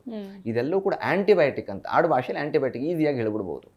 ಹಾಗಾಗಿ ನಂತರದಲ್ಲಿ ಅದೇ ಬೇವು ಬೆಲ್ಲ ಅಥವಾ ಬೇವಿನ ಕಸ್ತ್ರಿ ಅಂದರೆ ಗೊಂಚಲು ಅಂತ ಹೇಳ್ತೇವೆ ನಾವು ಅಲ್ವಾ, ಹೊಸ ಚಿಗುರು, ಆ ಚಿಗುರನ್ನು ಬೆಲ್ಲದ ಜೊತೆಗೆ ಮಿಶ್ರಣ ಮಾಡಿ ಸೇವಿಸ್ತಕ್ಕಂಥದ್ದು, ಪ್ರಾಶನ ಮಾಡ್ತಕ್ಕಂಥದ್ದು ಬೇವು ಬೆಲ್ಲ. ಬೇವು ಅಂದರೆ ಕಹಿ, ಬೆಲ್ಲ ಅಂದರೆ ಸಿಹಿ. ಇಲ್ಲಿ ಎರಡು ಅರ್ಥ, ಒಂದು ಧಾರ್ಮಿಕ ಅರ್ಥ, ಒಂದು ಸಾಮಾಜಿಕ ಅರ್ಥ. ಧಾರ್ಮಿಕ ಅರ್ಥ ನಮಗೆ ಬೇವು ಬೆಲ್ಲ ಅನ್ನುವಂಥದ್ದು ವೈದ್ಯಕೀಯ ವಿಶೇಷವಾದಂತಹ ಶಕ್ತಿಯನ್ನು ಕೊಡುತ್ತೆ ಅನ್ನುವಂತಹ ಕಾರಣವಾದರೆ, ಸಾಮಾಜಿಕ ಅರ್ಥದಲ್ಲಿ ಹಿಂದೆ ನಿಮಗೆ ಏನೇನು ಕಷ್ಟ ಬಂದಿತ್ತೋ ಆ ಕಷ್ಟವನ್ನೆಲ್ಲ ಮರೆತು ನೀವು ಸಿಹಿಯನ್ನು ಸ್ವೀಕಾರ ಮಾಡಿ ಅಂತ. ಮನುಷ್ಯನಿಗೆ ಸಿಹಿ ಅನ್ನುವಂಥದ್ದನ್ನು ಸ್ವೀಕಾರ ಮಾಡುವಾಗ ಸಂತೋಷವಾಗತ್ತೆ, ಕಷ್ಟ ಬಂದಾಗ ಮನುಷ್ಯ ಕುಗ್ಗುತ್ತಾನೆ. ಆದರೆ ಇಲ್ಲಿ ಎರಡರ ಸಮ್ಮಿಶ್ರಣ ಏನು ಅಂತ ಅರ್ಥ ಹೇಳ್ತದೆ ಅಂತ ಕೇಳಿದರೆ, ನಿಮಗೆ ಕಷ್ಟ ಬಂದಾಗಲೂ ಕೂಡ ಬೇವು ಅಂದರೆ ಕಷ್ಟದ ಸಂಕೇತ, ಕಷ್ಟ ಬರಲಿ ಅಂತಲ್ಲ, ಕಷ್ಟ ಬಂದಿದ್ದನ್ನು ಮರೆತು ಸಿಹಿಯನ್ನು ಜೊತೆಗೆ ಸ್ವೀಕಾರ ಮಾಡಿ. ಇನ್ ಕೇಸ್ ಮುಂದೆ ಕಷ್ಟ ಬಂದರೆ ಬರಬಹುದು ಅಲ್ವಾ, ಇದು ಕರ್ಸಲ್ಲ, ಬರಬಹುದು. ಬಂದಂತಹ ಸಂದರ್ಭದಲ್ಲಿ ಅದನ್ನು ಎದುರಿಸುವಂತಹ ಶಕ್ತಿಯೂ ಬೇಕು ಅನ್ನುವಂತಹ ಕಾರಣಕ್ಕೆ ಮಾನಸಿಕ ಶಕ್ತಿ, ದೈಹಿಕ ಶಕ್ತಿ ಇದೆಲ್ಲವನ್ನ ಸೇರಿರ್ತಕ್ಕಂತಹ ಸಮ್ಮಿಶ್ರಣವೇ ಯುಗಾದಿ ಹಬ್ಬ. ಹಾಗಾದರೆ ಪ್ರಕೃತಿಯಲ್ಲಿ ಏನೇನು ಬದಲಾವಣೆ ಆಗತ್ತೆ ಹೌದು ಅಲ್ವಾ. ನವನಾಯಕರ ಬದಲಾವಣೆ ಆಗ್ತಾರೆ. ಹೇಗೆ ನಮಗೊಂದು ಆಡಳಿತ ಮಾಡಲಿಕ್ಕೆ ಒಂದು ಸರ್ಕಾರ ಅಂತಿದೆಯೋ ಅದೇ ರೀತಿಯಾಗಿ ನಭೋಮಂಡಲದಲ್ಲಿ ಅಥವಾ ಸೂಪರ್ ನ್ಯಾಚುರಲ್ ಪವರಲ್ಲಿ ದೇವತೆಗಳನ್ನ, ಗ್ರಹಗಳ ಶಕ್ತಿಯಲ್ಲಿ ಒಂದು ಸರ್ಕಾರ ರಚನೆ ಆಗತ್ತೆ. ಅದಕ್ಕೆ ಯಾವ್ಯಾವ ಗ್ರಹಗಳು ಏನೇನು ಅಧಿಕಾರತ್ವವನ್ನು ಸ್ವೀಕಾರ ಮಾಡ್ತಾರೆ ಅನ್ನುವಂಥದ್ದು ಕೂಡ ಇದೆ. ಅದರ ಜೊತೆಗೆ ನೋಡಿ, ಈ ಹಬ್ಬದ ಸಂದರ್ಭಗಳಲ್ಲಿ ನಾವು ವಿಶೇಷವಾಗಿ ಆ ಗ್ರಹಗಳ ಬದಲಾವಣೆ, ಗ್ರಹಗಳ ಚಲನೆ ಉಂಟಾಗತ್ತಲ್ಲ, ಪ್ರಕೃತಿ ಕೂಡ ಚಿಗುರುಕೊಳ್ಳುತ್ತೆ. ಯುಗಾದಿ ಅನ್ನುವಂಥದ್ದು ನಾವು ಹೊಸ ವರ್ಷ ಅಂತ ನೀವು ಪ್ರಾರಂಭದಲ್ಲಿ ಹೇಳಿದ್ರಿ, ಜನವರಿ 1 ಕ್ಯಾಲೆಂಡರ್ ವರ್ಷ, ಇದು ಹೊಸ ವರ್ಷ ಅನ್ನುವಂಥದ್ದು. ಈಗ ಪ್ರಕೃತಿಯಲ್ಲಿ ಗಿಡಗಳನ್ನು ನೋಡಿ, ಗಿಡಗಳು ಚಿಗುರಿಕೊಳ್ತಾವೆ, ಹೌದಾ. ಅದೇ ರೀತಿಯಾಗಿ ಪ್ರಾಪಂಚಿಕವಾಗಿ ಪ್ರಕೃತಿಯಲ್ಲಿ ಹಲವು ರೀತಿಯಾಗಿರ್ತಕ್ಕಂತಹ ವ್ಯತ್ಯಾಸಗಳನ್ನು ನಾವು ಕಾಣಬಹುದು. ಹೊಸ ಪೈರು ಮೊಳಕೆಯನ್ನು ಒಡೆಯುತ್ತೆ, ಈ ಸಂದರ್ಭದಲ್ಲೂ ಒಡೆಯುತ್ತೆ. ಸಂಕ್ರಾಂತಿ ಹೇಗಾಗತ್ತೋ ಅದೇ ರೀತಿಯಲ್ಲಿ ಈ ಸಂದರ್ಭದಲ್ಲಿ ಗಿಡಗಳನ್ನು ನೋಡಿ, ನೀವು ರಸ್ತೆ ಮೇಲೆ ಹೋಗ್ತಾ ಸುಮ್ಮನೆ ಗಮನವನ್ನು ಹರಿಸಿ, ಗಿಡಗಳೆಲ್ಲ ಚಿಗುರುಕೊಳ್ತಾ ಇರ್ತವೆ. ಇದು ಹೊಸ ವರ್ಷದ ಆದಿ, ಯುಗದ ಆದಿ, ಹೊಸ ವರ್ಷದ ಆದಿ ಏನು ಹೇಳುತ್ತೆ ಅಂತ ಕೇಳಿದರೆ, ಈ ವರ್ಷ ನಿಮ್ಗೆ ಎಷ್ಟು ಶುಭ ಎಷ್ಟು ಅಶುಭಗಳಿದ್ದಾವೆ ಅನ್ನುವಂಥದ್ದನ್ನು ಪ್ರಾರಂಭದಲ್ಲಿ ಸೂಚನೆಯನ್ನು ಮಾಡ್ತಾ ಹೋಗುತ್ತೆ. ಇದರ ಆಧಾರದ ಮೇಲೆ ನಾವು ನಮ್ಮ ಪರಿಹಾರಗಳನ್ನು ಹೇಗೆ ಮಾಡ್ಕೊಳ್ಳಿಕ್ಕೆ ಸಾಧ್ಯವೋ ಅದನ್ನೆಲ್ಲ ಮಾಡಿಕೊಳ್ಬೇಕು. ಆದರೆ ಇವತ್ತಿನ ದಿನ ಜನರಿಗೆ ಏನು ಅಂತಂದರೆ, ಹೊಸ ವರ್ಷ ಯುಗಾದಿ, ಹಾಗಾಗಿ ಎಲ್ಲರೂ ತೈಲಾಭ್ಯಂಗ ಸ್ನಾನವನ್ನು ಮಾಡಿ ಹೊಸ ಬಟ್ಟೆಯನ್ನು ಧರಿಸಿಕೊಂಡು ದೇವರ ದರ್ಶನವನ್ನು ಮಾಡ್ತಕ್ಕಂಥದ್ದು, ಮನೆಯಲ್ಲಿ ಒಂದು ಚಿಕ್ಕದಾಗಿ ಪೂಜೆಯನ್ನು ಮಾಡಿಕೊಂಡು ಶಕ್ತಿಯಾನುಸಾರ ಪೂಜೆಯನ್ನು ಮಾಡಿಕೊಂಡು ದೇವತಾ ದರ್ಶನವನ್ನು ಮಾಡ್ತಕ್ಕಂಥದ್ರಿಂದ ಇಷ್ಟ ದೇವರು, ಕುಲದೇವರು, ಆರಾಧ್ಯ ದೇವರ ದರ್ಶನವನ್ನು ಮಾಡಿ ಹೊಸ ವರ್ಷವೆಲ್ಲ ನಾನು ಸಂತೋಷವಾಗಿಡು, ಹಿಂದಿನ ವರ್ಷದಲ್ಲಿ ನಾನು ಏನೇನು ಕಷ್ಟ ಅನುಭವಿಸಿದ್ನೋ ಆ ಕಷ್ಟವನ್ನೆಲ್ಲ ನನಗೆ ದೂರ ಮಾಡಿ ಹೊಸ ವರ್ಷ ನಮಗೆ ಪ್ರತಿದಿನ ಒಂದು ಹೊಸ ಚೈತನ್ಯ ಸಿಗಬೇಕು. ಆ ಚೈತನ್ಯ ಈ ವಿಶ್ವಾವಸು ನಾಮ ಸಂವತ್ಸರದಲ್ಲಿ ನೋಡುವಂತಹ ಪ್ರತಿಯೊಬ್ಬ ವೀಕ್ಷಕನಿಗೂ ಕೂಡ ವಿಶೇಷವಾದಂತಹ ಶಕ್ತಿ, ಧೈರ್ಯ, ಎಲ್ಲ ರೀತಿಯಾದಂತಹ ಯಶಸ್ಸು ಪ್ರಾಪ್ತವಾಗಲಿ ಅಂತ ಪ್ರಾರ್ಥನೆ ಮಾಡುವಂಥದ್ದೇ ಯುಗಾದಿ ವಿಶೇಷ. ಓಕೆ ಗುರುಜಿ, ಇನ್ನು ಯುಗಾದಿ ಹಬ್ಬದ ದಿನ ಯಾವ ದೇವರನ್ನ ಪೂಜಿಸಬೇಕು, ಹಾಗೆ ಇವತ್ತಿನ ದಿನ ದೇವರ ಪೂಜೆಗೆ ಯಾವ ಟೈಮಿಂಗ್ಸ್ ಚೆನ್ನಾಗಿದೆ, ಯಾವ ಸಂದರ್ಭದಲ್ಲಿ ಪೂಜೆ ಪುನಸ್ಕಾರಗಳನ್ನು ನೆರವೇರಿಸಬೇಕು ಅಂತ ನೋಡಿ. ಸರ್ವೇ ಸಾಮಾನ್ಯವಾಗಿ ನಮ್ಮಲ್ಲಿ ದೇವರ ದರ್ಶನಕ್ಕೆ ಸಮಯ ಅಂತಂದರೆ ಬ್ರಾಹ್ಮಿ ಮುಹೂರ್ತ ಅಂತ ಹೇಳ್ತೇವೆ. ದೇವರ ಪೂಜೆಯನ್ನು ಮಾಡೋದಕ್ಕೆ ಬ್ರಾಹ್ಮಿ ಮುಹೂರ್ತ. ಎಲ್ಲರೂ ಬೆಳಗ್ಗೆ ಒಂದೇ ಏಕಕಾಲದಲ್ಲಿ ದೇವರ ದರ್ಶನ ಮಾಡಲಿಕ್ಕೆ ಸಾಧ್ಯವಿಲ್ಲ. ಆದರೆ ಮಂದಿರಂ ಸಂಪ್ರದಾಯೇನ ಪುಣ್ಯಂ ಭವತಿ ಪಾವನಂ ದೇವತಾ ಪ್ರಿಯತೆ ನಿತ್ಯಂ ಭಕ್ತಸ್ಯ ಸುಖಂ ಉತ್ತಮಂ ಅಂತ ಹೇಳುತ್ತೆ ಶಾಸ್ತ್ರ. ಮಂದಿರಂ ಸಂಪ್ರದಾನೇನ, ಮಂದಿರಕ್ಕೆ ಹೋಗುವಂಥದ್ದು ನಮ್ಮ ಸಂಪ್ರದಾಯ. ಮಂದಿರಂ ಸಂಪ್ರದಾನೇನ ಪುಣ್ಯಂ ಭವತಿ ಪಾವನಂ, ಹೆಸರು ಶ್ಲೋಕದಲ್ಲೇ ಅರ್ಥವಿದೆ. ಪುಣ್ಯ ಸಿಗತ್ತೆ ನನಗೆ, ಅದು ನನ್ನ ಜೀವನವನ್ನು ಪಾವನ ಮಾಡುತ್ತೆ. ಯಾವ ದೇವಾಲಯಕ್ಕೆ ಹೋದರೂ ಒಳ್ಳೆಯದೇ. ಆದಷ್ಟು ಕುಲದೇವರು, ಇಷ್ಟ ದೇವಸ್ಥಾನಕ್ಕೆ ಹೋಗಬೇಕು. ನಾನು ಕುಲದೇವರ ದರ್ಶನ, ಪ್ರಾರಂಭದಲ್ಲೇ ಕುಲದೇವರ ದರ್ಶನ, ತಂದೆ ತಾಯಿಗಳ ಪಾದಕ್ಕೆ ನಮಸ್ಕಾರ ಮಾಡ್ತಕ್ಕಂಥದ್ದು ಮರಿಬಾರ್ದು. ಹಬ್ಬದ ಆಚರಣೆ, ಸಿಹಿ ಅಡುಗೆಗಳೆಲ್ಲ ಇದ್ದೇ ಇರುತ್ತೆ ಅಲ್ವಾ. ಪ್ರಾತಃ ಕಾಲದಲ್ಲಿ ಸ್ನಾನ ಆದಮೇಲೆ ದೇವ್ರ ಪೂಜೆ ಮಾಡಿ ತಂದೆ ತಾಯಿಗಳಿಗೊಂದು ಪಾದಸ್ಪರ್ಶನೆ ಮಾಡಿ ನಮಸ್ಕಾರ ಮಾಡ್ತಕ್ಕಂಥದ್ದು. ಪುಣ್ಯಂ ಭವತಿ ಪಾವನಂ ದೇವತಾ ಪ್ರಿಯತೆ ನಿತ್ಯಂ. ನಾವು ಪ್ರತಿನಿತ್ಯವೂ ಪೂಜೆಯನ್ನು ಮಾಡ್ತೇವೆ, ಆದರೆ ಇವತ್ತಿನ ದಿನ ದೇವತಾ ಪ್ರಿಯತೆ ನಿತ್ಯಂ ಭಕ್ತಸ್ಯ ಸುಖಂ ಉತ್ತಮಂ. ಭಕ್ತರ ಯಾಕೆ ದೇವಾಲಯಕ್ಕೆ ಹೋಗಬೇಕು, ಮನೇಲಿ ದೇವರಿಲ್ವಾ, ಅಥವಾ ಇಲ್ಲಿಂದ ಕೈ ಮುಗಿದ್ರೆ ಆಗಲ್ವಾ? ಭಕ್ತಸ್ಯ ಸುಖಂ ಉತ್ತಮಂ. ಆ ಸುಖ ಅನ್ನುವಂಥದ್ದು ಇದೆಯಲ್ಲ, ಅದು ಅಭಿವೃದ್ಧಿ ಆಗತ್ತೆ. ಇವತ್ತಿನ ದಿನದ ಚೈತನ್ಯ ನಿಮಗೆ ಹೆಚ್ಚಿನದಾಗಿರ್ತಕ್ಕಂಥ ಯಶಸ್ಸನ್ನು ಕೊಡುತ್ತೆ ಎನ್ನುವುದಾಗಿ ಶಾಸ್ತ್ರ ಹೇಳುತ್ತೆ. ಹಾಗಾಗಿ ಬ್ರಾಹ್ಮಿ ಮುಹೂರ್ತದಲ್ಲಿ ಪೂಜೆ, ನಂತರದಲ್ಲಿ ಇಡೀ ದಿನ ದೇವಾಲಯ ಓಪನ್ ಇರುತ್ತೆ. ದೇವಾಲಯಕ್ಕೆ ಹೋಗಿ ದೇವರ ದರ್ಶನವನ್ನು ಮಾಡಿ ಗೋತ್ರ ನಕ್ಷತ್ರ ರಾಶಿಯಾದಿಗಳನ್ನ ಹೇಳ್ಕೊಂಡು ಒಂದು ಅರ್ಚನೆ ಮಾಡಿಸಿ ಈ ವರ್ಷ ಎಲ್ಲ ಸುಖವಾಗಿಡುವಂಥ ಪ್ರಾರ್ಥನೆ ಮಾಡಿಕೊಳ್ತಕ್ಕಂಥದ್ದು ಇಡೀ ದಿನ ದೇವಸ್ಥಾನಕ್ಕೆ ಹೋಗ್ಬೋದು. ಇನ್ನು ಯುಗಾದಿ ಹಬ್ಬಕ್ಕೆ ಬೇವು ಬೆಲ್ಲ ಎಷ್ಟು ಸ್ಪೆಷಲ್ಲು, ಹಾಗೆ ನೀವು ಹೇಳ್ತಾ ಇದ್ರಿ ಎಣ್ಣೆ ಸ್ನಾನ ಕೂಡ ಬಹಳ ಸ್ಪೆಷಲ್ ಅಂತ ಯುಗಾದಿ ಹಬ್ಬಕ್ಕೆ. ಅಷ್ಟೇ ಸ್ಪೆಷಲ್ಲು ಹೋಳಿಗೆ ಅಂತಲೇ ಹೇಳಬಹುದು, ಒಬ್ಬಟ್ಟು ಸಿಹಿ ತಿಂಡಿ. ಸೊ ಯುಗಾದಿಗೆ ಹೋಳಿಗೆ ಒಬ್ಬಟ್ಟು ಯಾಕೆ ಮಾಡ್ತಾರೆ ಅಂತ ನೋಡಿ, ಶಾಸ್ತ್ರದಲ್ಲೇ ಇದೆ, ಸುಖಂ ಶರ್ಕರಂ ವಿಂದ್ಯಾತ್ ಅಂತ. ಸುಖವನ್ನು ನೀಡುವಂಥದ್ದು ಸಿಹಿ, ದೇಹಕ್ಕೆ ಬಾಯಿಗೆ ರುಚಿ ಅಂತ ಹೇಳ್ಬೋದು ನಾವು. ಆದರೆ ಅದರ ಸಂಕೇತ ಇದೆಯಲ್ವಾ, ಏನೇನು ಪ್ರತಿಯೊಬ್ಬರು ನಮ್ಮ ಹಿನ್ನೆಲೆಯಲ್ಲಿ ಏನೇನು ಮಾಡಿದ್ದಾರೆ ಅಂತಂದರೆ ಪ್ರತಿಯೊಂದಕ್ಕೂ ಅದರದೇ ಆಗಿರ್ತಕ್ಕಂತಹ ಕಾರಣಗಳಿದ್ದಾವೆ. ಸುಖಂ ಶರ್ಕರಂ ವಿಂದ್ಯಾತ್, ಸುಖವನ್ನು ಕೊಡುತ್ತೆ. ಶರ್ಕರ ಅಂದರೆ ಬರೀ ಸಕ್ಕರೆ ಅಲ್ಲ, ನಮ್ಮ ಕಲ್ಪನೆಯಲ್ಲಿ ಶರ್ಕರ ಅಂದರೆ ಸಕ್ಕರೆ ಅಂತ ಅಂದ್ಕೊಂಡಿದ್ದೇವೆ. ಸಿಹಿಯ ರೂಪ, ಹಾಗಾಗಿ ಸುಖವನ್ನು ವೃದ್ಧಿ ಮಾಡುತ್ತೆ ಅನ್ನುವಂತಹ ಕಾರಣಕ್ಕೆ ಪ್ರತಿದಿನದ ಜೀವನವು ನಮ್ಮ ನಂಬಿಕೆಯೇ ಜೀವನ. ನಮಗೆ ಒಳ್ಳೆಯದಾಗತ್ತೆ, ಇವತ್ತು ಒಳ್ಳೆಯದಾಗಲಿ, ಒಳ್ಳೆಯ ಪ್ರಾರ್ಥನೆ ಇರಬೇಕು, ಕಾಯಿಕ ವಾಚಿಕ ಮಾನಸಿಕ. ನಾವು ಒಳ್ಳೆಯದನ್ನೇ ಯೋಚನೆ ಮಾಡಬೇಕು, ಒಳ್ಳೆಯದನ್ನೇ ಬಯಸಬೇಕು, ಒಳ್ಳೆಯದೇ ನಡೆಯುತ್ತೆ. ಹಾಗಾಗಿ ಸುಖಂ ಶರ್ಕರಂ ವಿಂದ್ಯಾತ್, ಸಿಹಿ ಭಕ್ಷಣವನ್ನು ಆವಾವ ಊರಿನ ಪ್ರಾಂತ್ಯದಲ್ಲಿ ಏನೇನು ಸಾಧ್ಯತೆಗಳಿದ್ದಾವೋ ಅದೆಲ್ಲವೂ ಕೂಡ ಸಿಹಿ ಭಕ್ಷಣದೊಂದಿಗೆ ಹಬ್ಬ ಪ್ರಾರಂಭವಾದರೆ ನಾವು ಒಳ್ಳೆಯ ಸಂದರ್ಭದಲ್ಲಿ ಬಾಯಿ ಸಿಹಿ ಮಾಡಿ ಅಂತೇಳಿ ಕೊಡ್ತೇವೆ, ಹೌದಾ? ಏನೇ ವಸ್ತುಗಳನ್ನು ಕೊಡಬಹುದು. ಹಾಗೆ ಬಟ್ ಇಲ್ಲಿ ದೇವರಿಗೆ ಪ್ರಿಯವಾದಂಥದ್ದು ಹೋಳಿಗೆ ಅಂದರೆ ಒಬ್ಬಟ್ಟು ಅನ್ನುವಂತಹ ಶಬ್ದ. ಹಾಗಾಗಿ ದೇವರಿಗೆ ಪ್ರಿಯವಾದಂತಹ ನೈವೇದ್ಯ ಭಕ್ಷ್ಯ ಭೋಜ್ಯ ಆಜ್ಯ ಲೇಹ್ಯ ಚೋಷ್ಯ ಪಾನೀಯಾದಿ. ಭಗವಂತ ಈಗ ನಮಗೆ ಹೇಗೆ ಒಂದು ಸಿಹಿ ವಸ್ತು ಸಿಹಿ ಪದಾರ್ಥ ಇಷ್ಟದ ತಿಂಡಿ ಅಂತಿದೆಯೋ ಹಾಗೆ ಭಗವಂತನಿಗೆ ಒಂದು ಸಿಹಿ ಪದಾರ್ಥ ಇಷ್ಟದ ತಿಂಡಿ ಅಂತಿದ್ದಾವೆ, ಅದನ್ನು ಭಕ್ಷ್ಯ ಅಂತ ಹೇಳ್ತೇವೆ ನಾವು. ಉದಾಹರಣೆ ಸತ್ಯನಾರಾಯಣ ಸ್ವಾಮಿ ಪೂಜೆ ಮಾಡಿದ್ರೆ ಸಪಾದ ಭಕ್ಷ್ಯ ಅಂತ ಹೇಳ್ತೀವಿ, ಸಂಕಷ್ಟರ ವ್ರತ ಮಾಡಿದ್ರೆ ನಾವು ಕಡಲೆಕಾಳು ಪ್ರಸಾದ ಅಂತ ಹೇಳ್ತೀವಿ. ಹಾಗೆ ಯುಗಾದಿಯ ಸಂದರ್ಭದಲ್ಲಿ ಮಹಾವಿಷ್ಣುವಿಗೆ ಹೋಳಿಗೆ ದ್ರವ್ಯ ಅದು ಭಕ್ಷ್ಯ ಭೋಜ್ಯದಲ್ಲಿ ಬರುತ್ತದೆ. ಅಂದರೆ ಭೋಜ್ಯ ಭಗವಂತ ಸೇವಿಸಬೇಕಂತೆ, ಅದು ಭಗವಂತನಿಗೆ ಇಷ್ಟವಾಗಿರಬೇಕಂತೆ. ಅಂತಹ ದ್ರವ್ಯವನ್ನು ಭಗವಂತನಿಗೆ ನೈವೇದ್ಯ ಮಾಡಿ ತಾನು ಸೇವಿಸಿದಾಗ ತನ್ನ ಜೀವನದಲ್ಲಿ ಸಂತೋಷ ಸಿಗತ್ತೆ. ಭಗವಂತ ಸಂತುಷ್ಟನಾಗಿ ನಾನು ಮಾಡಿರ್ತಕ್ಕಂಥ ಆಹಾರವನ್ನು ಸೇವನೆ ಮಾಡಿ ಭಗವಂತ ಸಂತುಷ್ಟನಾಗಿ ನನಗೆ ಒಳಿತನ್ನು ಮಾಡ್ತಾನೆ, ಆಶೀರ್ವಾದ ಮಾಡ್ತಾನೆ. ಹಾಗಾಗಿ ಹೋಳಿಗೆ ಅನ್ನುವಂಥದ್ದು. ವರ್ಷದ ಮೊದಲ ಹಬ್ಬ ಯುಗಾದಿ, ನೀವಾಗಲೇ ಹೇಳ್ತಾ ಇದ್ರಿ ಈ ವರ್ಷದ ಶುಭ ಮತ್ತು ಅಶುಭಗಳನ್ನು ನಾವು ತಿಳಿದುಕೊಳ್ಬೇಕು ಅಂತ. ದಯವಿಟ್ಟು ಅದರ ಬಗ್ಗೆ ತಿಳಿಸ್ಕೊಡಿ. ನೋಡಿ, ನವನಾಯಕರನ್ನು ನಾವು ವಿಶೇಷವಾಗಿ ಗಮನಕ್ಕೆ ತೆಗೆದುಕೊಳ್ಳುತ್ತೇವೆ. ಈ ವರ್ಷ ಬಹಳ ವಿಶೇಷ ಅಂತ ಹೇಳ್ತೀನಿ ನಾನು. ಜ್ಯೋತಿಷಾತ್ಮಕವಾಗಿ ಪಂಚಾಂಗ, ಹೊಸ ಪಂಚಾಂಗ ಬಂದ ತಕ್ಷಣ ಪಂಚಾಂಗ ಶ್ರವಣ, ಪಂಚಾಂಗ ಪೂಜೆ ಇರುತ್ತೆ. ಪ್ರಾತಃ ಕಾಲದಲ್ಲಿ ಎಲ್ಲರೂ ಕೂಡ ಹೊಸ ವರ್ಷದ ಭವಿಷ್ಯ ಹೇಗಿದೆ ಅಂತ ನೋಡಿಕೊಳ್ತಕ್ಕಂಥದ್ದು. ಇದು ಒಂದು ಸರ್ಕಾರ ಅಂತ ಯೋಚನೆಯನ್ನು ಮಾಡಿದರೆ ಸೂರ್ಯಗ್ರಹ ಪ್ರಧಾನ ಗ್ರಹನಾಯಕ ಅಂತ ಹೇಳ್ತೇವೆ. ಅಂತಹ ಸೂರ್ಯಗ್ರಹ ಸುಮಾರು 16 ಪೋರ್ಟ್ಫೋಲಿಯೋಗಳನ್ನು ಹೊಂದಿದ್ದಾನೆ ಈ ವರ್ಷ. 16 ಅಂದರೆ 16 ಸ್ಥಾನಮಾನ. ಉದಾಹರಣೆಗೆ ರಾಜ ಯಾರು ಅಂತ ಕೇಳಿದರೆ ಅವನು ರವಿ. ಅದೇ ರೀತಿಯಾಗಿ ಸೇನಾಧಿಪತಿ ಯಾರು ಅಂತ ಕೇಳಿದ್ರೆ ಅವನು ರವಿ. ಮೇಘಾಧಿಪತಿ ಮಳೆಗೆ ಅಧಿಪತಿ ಆಗಿರ್ತಕ್ಕಂಥವನು ಯಾರು ಅಂತ ಕೇಳಿದ್ರೆ ಅವನು ರವಿ. ಅದೇ ರೀತಿಯಾಗಿ ಇಡೀ ಅರ್ಘ್ಯಾಧಿಪತಿ, ಅರ್ಘ್ಯ ಅಂತಂದರೆ ಮಳೆಯ ಒಂದು ಮುಂದುವರಿದ ಭಾಗ, ಭೂಮಿಗೆ ಹೇಗೆ ಅದು ಫಸಲನ್ನು ನೀಡುತ್ತೆ, ಸಕಾಲಕ್ಕಾಗತ್ತಾ ಅಂತ ಕೇಳುವಂಥದ್ದು ರವಿ. ಇದರ ಜೊತೆಗೆ ಆಜ್ಞಾಧಿಪ, ಯುದ್ಧಾಧಿಪ, ಸರ್ಪಾಧಿಪ, ರತ್ನಾಧಿಪ, ಅಶ್ವಾಧಿಪ, ಸ್ತ್ರೀಣಾಧಿಪ, ಗಜಾಧಿಪ, ಛಾಗಾಧಿಪ ಅಂತೇಳಿ 16 ಪೋರ್ಟ್ಫೋಲಿಯೋಗಳಿದ್ದ 16 ಸ್ಥಾನ. ಅಂದರೆ ಒಬ್ಬೊಬ್ಬರಿಗೆ ಒಂದೊಂದು ಕೆಲಸ ಅಂತಿರುತ್ತೆ ಅಲ್ವಾ, ಅವರವರು ಆವಾವ ಕೆಲಸವನ್ನು ಮಾಡಬೇಕು. ವಿಶೇಷವಾಗಿ ಈ ವರ್ಷ ಸೂರ್ಯ 16 ಪೋರ್ಟ್ಫೋಲಿಯೋಗಳನ್ನು ಹೊಂದಿದ್ದಾನೆ, 16 ಸ್ಥಾನಗಳನ್ನು ಹಂಚಿಕೊಂಡಿದ್ದಾನೆ. ಈಗ ನಾವು ಆಡು ಭಾಷೆಯಲ್ಲಿ ಹೇಳ್ತೇವೆ ಮುಖ್ಯಮಂತ್ರಿಯವರ ಕೈಯಲ್ಲಿ ಎಷ್ಟು ಖಾತೆಗಳಿದ್ದಾವೆ ಅಂತ. ಹಾಗೆಯೇ ಇಲ್ಲಿ ಸೂರ್ಯನ ಕೈಯಲ್ಲಿ 16 ಖಾತೆಗಳಿದ್ದಾವೆ. ರಾಜನೂ ಅವನೇ, ಸೇನಾಧಿಪತಿಯೂ ಅವನೇ. ಹಾಗಾಗಿ ರಾಜ ತಾನು ಆಜ್ಞೆಯನ್ನು ಮಾಡಿದಾಗ ಸೇನಾಧಿಪತಿ ಯುದ್ಧಕ್ಕೆ ಹೋಗ್ತಾನೆ ಎನ್ನುವಂಥದ್ದು ಕಲ್ಪನೆಯಾದರೆ ದೃಷ್ಟಿಯಲ್ಲಿ ಈ ವರ್ಷ ಸ್ವಲ್ಪ ಯುದ್ಧದ ಸನ್ನಿವೇಶಗಳು ಜಾಸ್ತಿ ಇರ್ಬೋದು, ರಾಜರ ನಡುವೆ ಭಿನ್ನಾಭಿಪ್ರಾಯಗಳಿರ್ಬೋದು. ಯಾಕಂದ್ರೆ ಸೇನಾಧಿಪತಿಯವನೇ ರಾಜನೂ ಅವನೇ ಆಗಿರ್ತಕ್ಕಂಥದ್ರಿಂದ ಸ್ವಂತ ನಿರ್ಧಾರಗಳಿರ್ತವೆ. ಹಾಗಾಗಿ ಇದು ರಾಜಕೀಯದಲ್ಲಿ ವ್ಯಾವಹಾರಿಕವಾಗಿ ದೇಶ ವಿದೇಶಗಳ ನಡುವೆ ಹಲವು ರೀತಿಯಾಗಿರ್ತಕ್ಕಂತಹ ವ್ಯತ್ಯಾಸಗಳನ್ನು ತರುತ್ತೆ. ಅದನ್ನು ನಾವು ಭವಿಷ್ಯದಲ್ಲಿ ನೋಡ್ತಾ ಹೋಗೋಣ. ಇದು ಯುಗಾದಿ ವಿಶೇಷ, ಎಲ್ರಿಗೂ ಒಳಿತನ್ನು ಕೋರೋಣ ಅಲ್ವಾ. ಹಾಗಾದರೆ ಈ ಸಂದರ್ಭದಲ್ಲಿ ಇದೆಲ್ಲ ಗ್ರಹಗಳ ಬದಲಾವಣೆ ಆಗತ್ತೆ. ಬೇವು ಬೆಲ್ಲ ಸ್ವೀಕಾರ ಮಾಡಬೇಕಾದ್ರೆ ಏನಾದ್ರು ಒಂದು ಹೇಳ್ಕೋಬೇಕಲ್ವ ನಾವು. ಶತಾಯುರ್ವಜ್ರದೇಹಾಯ ಸರ್ವಸಂಪತ್ಕರಾಯ ಚ ಸರ್ವಮೃತ್ಯು ನಿವಾಶಾಯ ಅಥವಾ ಸರ್ವಾರಿಷ್ಟ ನಿವಾರಾಯ ನಿಂಬಕಂ ದಳಭಕ್ಷಣಂ. ಶತಾಯುರ್ವಜ್ರದೇಹಾಯ, 100 ವರ್ಷ ಬದುಕಬೇಕು. ಹೇಗೆ ಬದುಕಬೇಕು? ವಜ್ರದಷ್ಟು ಕಠಿಣವಾದಂತಹ ಗಟ್ಟಿಯಾದಂತಹ ಶರೀರ ನಮಗಿರಬೇಕು. ಶತಾಯುರ್ವಜ್ರದೇಹಾಯ, ಈ ವರ್ಷ ಈ ಕಾಲದಲ್ಲಿ ಆಗತ್ತಾ 50 ವರ್ಷ 100 ವರ್ಷ ಬದುಕಕ್ಕೆ ಗಟ್ಟಿಯಾಗಿ ಬದುಕಬೇಕು. ಅದಕ್ಕೋಸ್ಕರ ಬೇವು ಬೆಲ್ಲ ಸ್ವೀಕಾರ ಮಾಡಿ ಅಂತ ಹೇಳ್ತಕ್ಕಂಥದ್ದು. ದೇಹಕ್ಕೆ ನಮ್ಗೆ ಆಸೆ, ತಿನ್ನುವಾಗ ಏನು ಆಸೆ ಆಗತ್ತೆ? ಸಿಹಿ ತಿನ್ನಬೇಕು ಅಂತ ಅನಿಸುತ್ತೆ ಮನುಷ್ಯನಿಗೆ. ಆದರೆ ಸಿಹಿ ವೈದ್ಯಕೀಯವಾಗಿ ಹಾಳದು. ನಿಜ.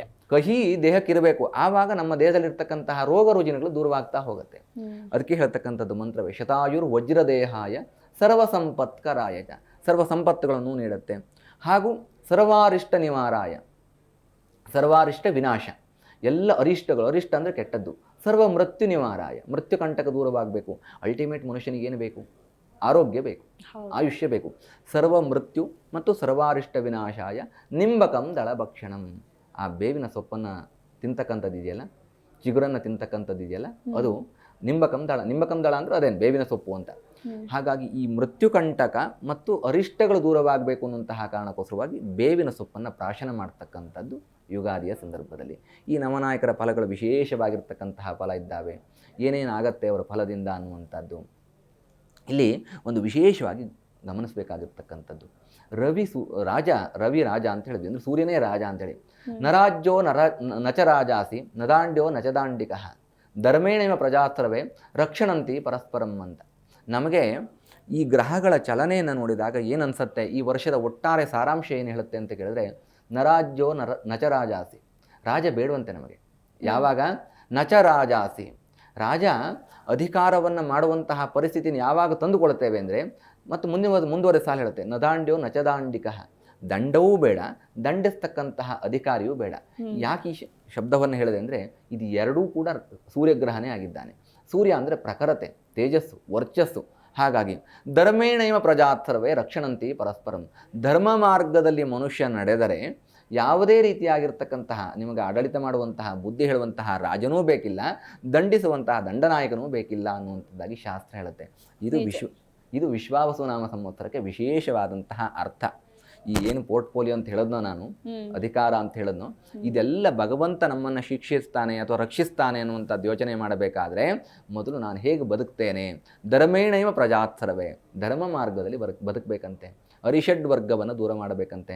ಕೆಟ್ಟದ್ದನ್ನು ಯಾರಿಗೂ ಹೇಳಬಾರ್ದು, ಕೆಟ್ಟದ್ದನ್ನು ಕೇಳಬಾರ್ದು, ಕೆಟ್ಟದ್ದನ್ನು ದೂಷಿಸಬಾರ್ದು ಅನ್ನುವಂಥ ಮಾತೆ ಧರ್ಮೇಣೈವ ಪ್ರಜಾತ್ರವೇ, ಧರ್ಮ ಮಾರ್ಗದಲ್ಲಿ ನಡಿಬೇಕು. ನಮ್ಮ ಮನಸ್ಸು ಒಪ್ಪಬೇಕು. ಹಾಗಂತ ನನ್ನ ಮನಸ್ಸು ಒಪ್ತಾ ಇದೆ ನಾನು ಸ್ವಾರ್ಥವಾಗಿ ಬದುಕ್ತೀನ ಅಲ್ಲ, ಧರ್ಮ ಮಾರ್ಗದಲ್ಲಿ ಬದುಕಬೇಕು. ಧರ್ಮೇಣೈವ ಪ್ರಜಾತ್ರವೇ, ಎಲ್ಲ ಪ್ರಜೆಗಳು ಕೂಡ ರಕ್ಷಣಂತಿ ಪರಸ್ಪರಂ. ನಿಮಗೋ ಕಷ್ಟ ಬಂದಿದೆ ಅಂದರೆ ಬೇರೆಯವರು ಯಾರೋ ಬರಬಾರದಂತೆ ಅಥವಾ ಬರೋದಿಲ್ಲ. ರಕ್ಷಣಂತಿ ಪರಸ್ಪರಂ, ನಮ್ಮನ್ನು ಮತ್ತೊಬ್ಬರು ರಕ್ಷಣೆ ಮಾಡಬೇಕು, ಅವ್ರನ್ನ ನಾವು ರಕ್ಷಣೆ ಮಾಡಬೇಕು. ಇದು ಜೀವನ, ಇದು ಕಲಿಯುಗ ಅನ್ನುವಂಥದ್ದನ್ನು ವಿಶ್ವಾವಸು ನಾಮ ಸಂವತ್ಸರ ಒತ್ತಿ ಒತ್ತಿ ಹೇಳ್ತಾ ಇದೆ. ಈ ಆಧಾರದ ಮೇಲೆ ಎಲ್ಲರೂ ಕೂಡ ಲೋಕಕ್ಕೆ ಒಳಿತನ್ನು ಬಯಸ್ತಾ ಹಬ್ಬದ ಆಚರಣೆಯನ್ನು ಮಾಡಿಕೊಂಡು ಹಬ್ಬದ ಸಿಹಿ ತಿಂಡಿಗಳ ಜೊತೆಗೆ ಭವಿಷ್ಯವನ್ನು ಕೇಳ್ತಕ್ಕಂಥದ್ದು ಸಂತೋಷ, ಆಸಕ್ತಿ, ಕುತೂಹಲ ಎಲ್ಲರಿಗೂ ಇರುತ್ತೆ. ಆದರೆ ಎಲ್ಲರಿಗೂ ಒಳಿತಾಗಲಿ ಅನ್ನುವಂತಹ ಮನಸ್ಸಿದ್ರೆ ಬಹಳ ಉತ್ತಮ ಅಂತ ಅಂದ್ಕೊಳ್ತೀನಿ. ಇನ್ನು ಗುರುಜಿ, ಈ ವರ್ಷ ಯಾವ ರೀತಿ ಇರುತ್ತೆ, ಶುಭ ಅಶುಭಗಳ ಕುರಿತಾಗಿ ನೀವು ತಿಳಿಸ್ಕೊಟ್ರಿ. ಹಾಗೆ ಈ ವರ್ಷದ 12 ರಾಶಿಗಳ ಭವಿಷ್ಯ ಯಾವ ರೀತಿ ಇರುತ್ತೆ, ಹೇಗಿರುತ್ತೆ ಅನ್ನೋದ್ರ ಕುರಿತಾಗಿ ತಿಳಿಸ್ಕೊಡಿ. ಮೊದಲನೇದಾಗಿ ಮೇಷರಾಶಿ. ಅಶ್ವಿನಿ ಭರಣಿ ಕೃತ್ತಿಕಾ ನಕ್ಷತ್ರಕ್ಕೆ ಮೇಷರಾಶಿ. ಮೇಷರಾಶಿಯ ಅಧಿಪತಿ ಆಗಿರತಕ್ಕಂಥವನು ಕುಜ. ನೋಡಿ, ಕುಜ ಧಾನ್ಯಾಧಿಪತಿ ಆಗಿದ್ದಾನೆ. ಅಂದರೆ ಯಾರು ಕೃಷಿ ಅಥವಾ ರೈತರು ಯಾರು ಧಾನ್ಯವನ್ನು ಬೆಳೀತಾ ಇದ್ದಾರೋ ಅಥವಾ ಧಾನ್ಯದ ಮಾರುಕಟ್ಟೆ ಅನ್ನುವಂಥದ್ದಿದೆಯೋ ಅವರಿಗೆ ಮಹಾಭಾಗ್ಯ ಯೋಗ. ಮಹಾಭಾಗ್ಯ, ಧಾನ್ಯವನ್ನು ಬೆಳೆದಿರ್ತಕ್ಕಂಥವ್ರಿಗೆ ಸಕಾಲಕ್ಕೆ ಉತ್ತಮವಾದಂತಹ ಬೆಳೆ ಫಸಲು ಬರುತ್ತೆ. ಅದೇ ರೀತಿಯಾಗಿ ಉತ್ತಮವಾಗಿರ್ತಕ್ಕಂತಹ ಅದಕ್ಕೆ ಬೆಲೆ ಬರ್ತಾ ಹೋಗುತ್ತೆ. ಯಾವ ರೀತಿಯಾಗಿರ್ತಕ್ಕಂತಹ ಬೆಳೆ ಹೆಚ್ಚು ಯಶಸ್ಸನ್ನು ಕೊಡುತ್ತೆ ಅನ್ನುವಂಥದ್ದನ್ನು ಯೋಚನೆ ಮಾಡಿದರೆ, ಕೆಂಪು ಬೆಳೆ, ಉದಾಹರಣೆಗೆ ತೊಗರಿ ಕಾಳು, ತೊಗರಿ ಬೇಳೆ, ಈ ಥರದ್ದನ್ನೆಲ್ಲ ಯೋಚನೆಯನ್ನು ಮಾಡ್ತಾ ಹೋದರೆ ವಿಶೇಷವಾಗಿ ಹೆಚ್ಚು ಯಶಸ್ಸನ್ನು ಕೊಡ್ತಕ್ಕಂತಹ ವರ್ಷ ಈ ಒಂದು ವಿಶ್ವಾವಸು ನಾಮ ಸಂವತ್ಸರ. ಹಾಗಾಗಿ ಮೇಷರಾಶಿಯವರಿಗೆ ಮಹಾಭಾಗ್ಯ ಯೋಗ ಇದೆ. ಸೂರ್ಯನ ಆರಾಧನೆಯನ್ನು ಮಾಡಿಕೊಳ್ಳಿ. ಸೂರ್ಯ ಸಕಾಲಕ್ಕೆ ಉತ್ತಮವಾದಂತಹ ವರ್ಗ್ಯಾಧಿಪತಿಯು ಮೇಘಾಧಿಪತಿಯು ಅವನೇ ಆಗಿರ್ತಕ್ಕಂಥದ್ದು ಸಕಾಲಕ್ಕೆ ಮಳೆ ಬರುವಂತೆ ಅನುಗ್ರಹಿಸಬೇಕು. ಬೆಳೆದಿರ್ತಕ್ಕಂತಹ ಬೆಳೆಗೆ ಉತ್ತಮವಾಗಿರ್ತಕ್ಕಂತಹ ಫಸಲನ್ನು ನೀಡಲಿ ಅಂತೇಳಿ ಸೂರ್ಯನ ಪ್ರಾರ್ಥನೆ ವಿಶೇಷವಾಗಿ ಅವಶ್ಯಕತೆ ಇದೆ. ಇನ್ನು ವೃಷಭ ರಾಶಿಯವರ ವರ್ಷದ ಭವಿಷ್ಯ ತಿಳಿಸ್ಕೊಡಿ ಗುರುಜಿ. ಕೃತ್ತಿಕಾ ರೋಹಿಣಿ ಮೃಗಶಿರ ನಕ್ಷತ್ರಕ್ಕೆ ವೃಷಭ ರಾಶಿ ಬರುತ್ತೆ. ವೃಷಭ ರಾಶಿ ಅಧಿಪತಿಯಾಗಿರ್ತಕ್ಕಂಥವನು ಶುಕ್ರ. ಹಾಗಾಗಿ ಶುಕ್ರ ನೋಡಿ ವೃಷಭ ರಾಶಿಗೆ ಲಕ್ಷ್ಮೀ ಯೋಗವನ್ನು ನೀಡ್ತಾ ಹೋಗ್ತಾನೆ. ಯಾರು ವೃಷಭ ರಾಶಿಯವರಿದ್ದೀರೋ ಈ ವರ್ಷ ಎಲ್ಲವೂ ಕೂಡ ಲಕ್ಷ್ಮೀ ಯೋಗ ಇರುತ್ತೆ. ಅಂದರೆ ಮಾಡುವಂತಹ ಉದ್ಯೋಗ ವ್ಯಾಪಾರ ಕ್ಷೇತ್ರಗಳಲ್ಲಿ ವಿಶೇಷವಾದಂತಹ ಯಶಸ್ಸು ಅಭಿವೃದ್ಧಿ ಇರುತ್ತೆ. ಗುರುಬಲವನ್ನು ನೋಡಿಕೊಳ್ಳಬೇಕು. ಮಾಡುವಂತಹ ಕಾರ್ಯದಲ್ಲಿ ಯಶಸ್ಸಾಗಲಿ ಅನ್ನುವಂತಹ ಕಾರಣಕ್ಕೆ ಗುರುವಿನ ಆರಾಧನೆಯನ್ನು ಮಾಡಿಕೊಂಡ್ರೆ ವೃಷಭ ರಾಶಿಯವರಿಗೆ ಲಕ್ಷ್ಮೀ ಯೋಗ ಅನ್ನುವಂಥದ್ದು ಸಂಪೂರ್ಣವಾಗಿರ್ತಕ್ಕಂಥ ಯಶಸ್ಸನ್ನು ಕೊಡುತ್ತೆ. ಧನಾಭಿವೃದ್ಧಿ, ಫೈನಾನ್ಷಿಯಲ್ ಗ್ರೋತ್ ವೃಷಭ ರಾಶಿಯವರಿಗೆ ಪ್ರಾಪ್ತವಾಗುತ್ತೆ. ಇನ್ನು ಮಿಥುನ ರಾಶಿಯವರ ವರ್ಷದ ಭವಿಷ್ಯ ಹೇಗಿದೆ ಗುರುಜಿ? ಆರಿದ್ರ, ಮೃಗಶಿರ, ಪುನರ್ವಸು ನಕ್ಷತ್ರಕ್ಕೆ ಮಿಥುನ ರಾಶಿ ಬರುತ್ತೆ. ಮಿಥುನ ರಾಶಿ ಅಧಿಪತಿಯಾಗಿರ್ತಕ್ಕಂಥವನು ಬುಧ. ನೋಡಿ, ಮಿಥುನ ರಾಶಿಗೆ ವಿವಾಹಾದಿ ಮಂಗಳ ಕಾರ್ಯಗಳ ಯೋಗವಿದ್ದಾವೆ. ಯಾಕೆಂದರೆ ಜನ್ಮಸ್ಥ ಗುರು ಆಗ್ತಾನೆ ಮತ್ತು ಶನಿಯ ಬಲ ಚೆನ್ನಾಗಿದೆ. ಕಳತ್ರಾಧಿಪತಿಯಾಗಿ ಶುಕ್ರನ ಬಲವು ತುಂಬ ಚೆನ್ನಾಗಿರ್ತಕ್ಕಂಥದ್ರಿಂದ ವಿಶ್ವಾವಸು ನಾಮ ಸಂವತ್ಸರದಲ್ಲಿ ಮಿಥುನ ರಾಶಿಯವರಿಗೆ ಗೌರಿ ಯೋಗ ಪ್ರಾಪ್ತವಾಗುತ್ತೆ. ಗೌರಿ ಯೋಗ ಅಂತಂದರೆ ಯಾರು ವಿವಾಹಕ್ಕೆ ಅಪೇಕ್ಷಿತರಾಗಿದ್ದಾರೋ ಅವರು ವಿವಾಹ ಯೋಗ ಪ್ರಾಪ್ತಿಯಾಗತ್ತೆ. ಯಾರು ವಿವಾಹವಾಗಿ ಸಂತಾನಕ್ಕೆ ಎದುರು ನೋಡ್ತಾ ಇದ್ದೀರೋ ಅವ್ರ ಸಂತಾನ ಯೋಗವಿದ್ದಾವೆ. ಗೌರಿ ಯೋಗ ಅಂತಂದರೆ ಮನೆಯಲ್ಲಿ ಮಂಗಳದಾಯಕವಾಗಿರ್ತಕ್ಕಂತಹ ವಾತಾವರಣ. ಇದನ್ನು ಮುಂದುವರಿಸಿ ಹೇಳೋದಾದರೆ ಮಿಥುನ ರಾಶಿಯವರಿಗೆ ದಂಪತಿಗಳಲ್ಲಿ ಪ್ರೀತಿ ವಿಶ್ವಾಸ ಕೂಡ ಜಾಸ್ತಿ ಆಗುತ್ತೆ. ವಿಶ್ವಾವಸು ಹೆಸರೇ ಹೇಳುವ ಹಾಗೆ ಅಭಿವೃದ್ಧಿಯ ಸಂಕೇತ ಗೌರಿ ಯೋಗ ಇದೆ. ಹಾಗಾಗಿ ಮಿಥುನ ರಾಶಿಯವರು ಸಂತೋಷದಾಯಕವಾಗಿರ್ತಕ್ಕಂತಹ ವಾತಾವರಣವನ್ನು ಈ ವರ್ಷ ಕಾಣಬಹುದು. ಇನ್ನು ಮುಂದಿನ ರಾಶಿ ಕಟಕ ರಾಶಿ. ಕಟಕ ರಾಶಿಯವರ ವರ್ಷದ ಭವಿಷ್ಯ ಹೇಗಿದೆ ಗುರುಜಿ? ಪುನರ್ವಸು ನಕ್ಷತ್ರ, ಪುಷ್ಯಮಿ, ಆಶ್ಲೇಷ ನಕ್ಷತ್ರಕ್ಕೆ ಕರ್ಕಾಟಕ ರಾಶಿ. ಕರ್ಕಾಟಕ ರಾಶಿ ಅಧಿಪತಿಯಾಗಿರ್ತಕ್ಕಂಥವನು ಚಂದ್ರ. ಇಷ್ಟು ದಿನ ಅಷ್ಟಮ ಶನಿ ಇತ್ತು, ಈಗ ಅದು ಮುಗಿದು ಭಾಗ್ಯ ಶನಿ ಆಯಿತು. ಭಾಗ್ಯ 9ನೇ ಮನೆ ಶನಿಗೆ ಗೋಚಾರದಲ್ಲೂ ಶುಭ 2.5 ವರ್ಷ ಇದೆ. ಅಂದರೆ ಭಾಗ್ಯ ಶನಿಯಾಗಿ ಕರ್ಕಾಟಕ ರಾಶಿಯವರು ಇರ್ತಾನೆ. ಇದರಿಂದ ಕರ್ಕಾಟಕ ರಾಶಿಯವರು ಶ್ರೀನಾಥ ಯೋಗ ಪ್ರಾರಂಭವಾಗುತ್ತೆ. ಶ್ರೀ ಅಂದರೆ ಮಹಾವಿಷ್ಣು ಅಥವಾ ಲಕ್ಷ್ಮಿ, ಶ್ರೀಯನಾಥ ಲಕ್ಷ್ಮಿಯ ನಾಥ ಮಹಾವಿಷ್ಣು. ಈ ಶ್ರೀನಾಥ ಯೋಗದಿಂದಾಗಿ ಧನ ಸಂಪತ್ತು ಅಭಿವೃದ್ಧಿ ಆಗುತ್ತೆ. ಕರ್ಕಾಟಕ ರಾಶಿಯವರಿಗೆ ಸ್ವಂತ ಮನೆ ಕಟ್ಟುವಂತಹ ಯೋಗ, ವಿಶೇಷವಾಗಿ ದೇವತಾ ಆರಾಧನೆ. ಉದಾಹರಣೆಗೆ ಒಂದು ತಿರುಪತಿ ಕ್ಷೇತ್ರಕ್ಕೆ ಹೋದೆ, ತುಂಬ ವರ್ಷಗಳಿಂದ ಅಂದ್ಕೊಳ್ತಾ ಇದ್ದೆ, ಹೋಗೋಕ್ಕಾಗಿರಲಿಲ್ಲ. ಈ ರೀತಿಯಾಗಿ ಮಹಾವಿಷ್ಣುವಿನ ತೀರ್ಥಕ್ಷೇತ್ರಗಳ ದರ್ಶನ, ಅದೇ ರೀತಿಯಾಗಿ ಸ್ವಂತ ಮನೆ ಯೋಗ, ಅಥವಾ ಉದ್ಯೋಗ ಮಾಡ್ತಾ ಇರ್ತಕ್ಕಂಥವ್ರಿಗೆ ಪ್ರಮೋಷನ್, ಇನ್ಕ್ರಿಮೆಂಟು, ವ್ಯಾಪಾರವನ್ನು ಮಾಡ್ತಾ ಇರ್ತಕ್ಕಂಥವ್ರಿಗೆ ಒಂದು ಆಕಸ್ಮಿಕವಾದಂತಹ ಧನಲಾಭ. ಈ ವರ್ಷ ಚೆನ್ನಾಗಿದೆ, ನನಗೇನು ಆರ್ಥಿಕ ಕಷ್ಟ ಇಲ್ಲ ಅನ್ನುವಂತಹ ಮಟ್ಟಿಗೆ ಶುಭ ಫಲವನ್ನು ಕರ್ಕಾಟಕ ರಾಶಿಯವರು ಅಪೇಕ್ಷೆ ಪಡಬಹುದು. ಓಕೆ, ಇನ್ನು ಸಿಂಹ ರಾಶಿಯವರ ವರ್ಷದ ಭವಿಷ್ಯ? ಮಘಾ ನಕ್ಷತ್ರ, ಪುಬ್ಬ ನಕ್ಷತ್ರ, ಉತ್ತರ ನಕ್ಷತ್ರಕ್ಕೆ ಸಿಂಹ ರಾಶಿ ಬರುತ್ತೆ. ಸಿಂಹ ರಾಶಿ ಅಧಿಪತಿಯಾಗಿರ್ತಕ್ಕಂಥವನು ಸೂರ್ಯ. ಈ ವರ್ಷದ ರಾಜ ಮತ್ತು 16 ಪೋರ್ಟ್ಫೋಲಿಯೋಗಳನ್ನು, 16 ಸ್ಥಾನಮಾನವನ್ನು ಹೊಂದಿರತಕ್ಕಂಥವನು. ಸೂರ್ಯನಿಂದಾಗಿ ಸಿಂಹ ರಾಶಿಯವರಿಗೆ ಮಾಲಿಕಾ ಯೋಗ ಪ್ರಾರಂಭವಾಗುತ್ತೆ. ಅಂದರೆ ಸೂರ್ಯನ ಆರಾಧನೆ, ಆದಿತ್ಯ ಹೃದಯ ಪಾರಾಯಣ, ಎಕ್ಕೆ ಗಿಡದ ಪೂಜೆ ಪ್ರತಿನಿತ್ಯವೂ ಕೂಡ, ಪ್ರತಿ ಭಾನುವಾರ ಸೂರ್ಯ ದೇವಾಲಯ ಅಥವಾ ಸೂರ್ಯನ ಮಂತ್ರವನ್ನು ಹೇಳ್ಕೊಳ್ತಕ್ಕಂಥದ್ದು, ಸೂರ್ಯನ ದೇವಾಲಯ ಇದ್ದರೆ ಸೂರ್ಯನ ದೇವಾಲಯ ದರ್ಶನ ಮಾಡ್ತಕ್ಕಂಥದ್ದು, ಅಥವಾ ನವಗ್ರಹ ಪ್ರದಕ್ಷಿಣೆ ಮಾಡ್ತಕ್ಕಂಥದ್ರಿಂದ ಸಿಂಹರಾಶಿಗೆ ಮಾಲಿಕಾ ಯೋಗ ಅಭಿವೃದ್ಧಿ ಆಗ್ತಾ ಹೋಗುತ್ತೆ. ಮಾಲಿಕಾ ಯೋಗ ಅಂತಂದರೆ ಹೊಸ ಅವಕಾಶಗಳು, ಉದ್ಯೋಗದಲ್ಲಿ ಒಂದು ಉದ್ಯೋಗವನ್ನು ಮಾಡ್ತಾ ಇರ್ತಕ್ಕಂಥವ್ರಿಗೆ ಇನ್ನೊಂದು ಉದ್ಯೋಗ ಪ್ರಾಪ್ತವಾಗುವಂತಹ ಯೋಗ, ಅಥವಾ ಒಂದು ಕೆಲಸ ಮಾಡ್ತಾ ಇರ್ತಕ್ಕಂಥವ್ರು ಒಂದು ಪಾರ್ಟ್ ಟೈಮ್ ಇನ್ನೊಂದೇನೋ ಜಾಬ್ ಸಿಗತ್ತೆ, ಎಡಿಷ್ನಲ್ ಅರ್ನಿಂಗ್ ಪ್ರಾಪ್ತಿಯಾಗುತ್ತೆ. ಇದೆಲ್ಲ ಕೂಡ ಸಿಂಹರಾಶಿಯವರಿಗಿದೆ.